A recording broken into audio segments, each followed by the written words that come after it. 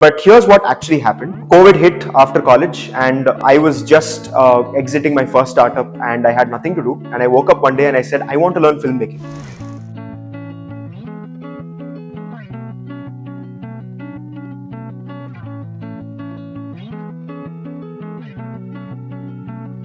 So it all started with my friend who graduated with me from college. So he was that typical person who was so big into cinema. Everyone knew that he was going to do something in cinema. So when we passed out of college, when we graduated, I went my separate ways, he went his separate ways. We had minimal contact. But here's what actually happened. COVID hit after college and I was just exiting my first startup and I had nothing to do. And I woke up one day and I said, I want to learn filmmaking. So obviously we're in the middle of a lockdown. It's 2020, it's July. You can't actually walk out and make a film, or you can actually go ahead and learn how to make a film. The only way I could learn how to make a film was actually go on Google and search how to make a film. So I got super disappointed because every other online course on cinema was actually from the USA, or I found Udemy, I found Coursera and all of these massively open online course websites I really didn't quite connect with. So I had a huge problem. So I called this particular friend, I told him that I want to learn filmmaking, and his response kind of was very weird. He said, don't ever get into filmmaking, don't ever get into anything like this, just find a job and just live peacefully, don't stress yourself, it's not worth it. And coming from him, a person who we thought was so passionate about telling stories and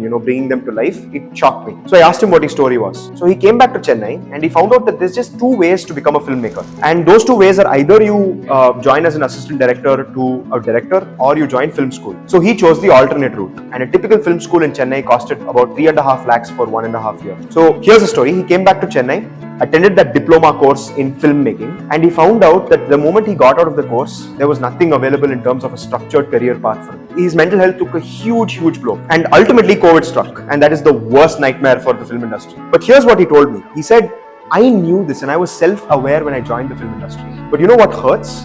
Every single decision that he had made in his life after that was being judged because they thought he was a failure and his decisions didn't make any sense. Now this hurt me, and I actually did a little bit of research and found out that he was not the only person like this in India. And this was a huge problem to me. Imagine having just two options to pursue filmmaking, and those options weren't stable. They weren't stable actual career options that you can actually go ahead and take. And that's where we decided we needed to do something about it, and Level Up was born. We decided to go ahead and bring the best of the best people, and can we figure out how to get them to teach people like my friend for less than 2,000 rupees for a masterclass. That was what we wanted to unlock. We wanted to unlock the third way for them to discover their genius, and to not make sure that they don't spend energy, the time and the money.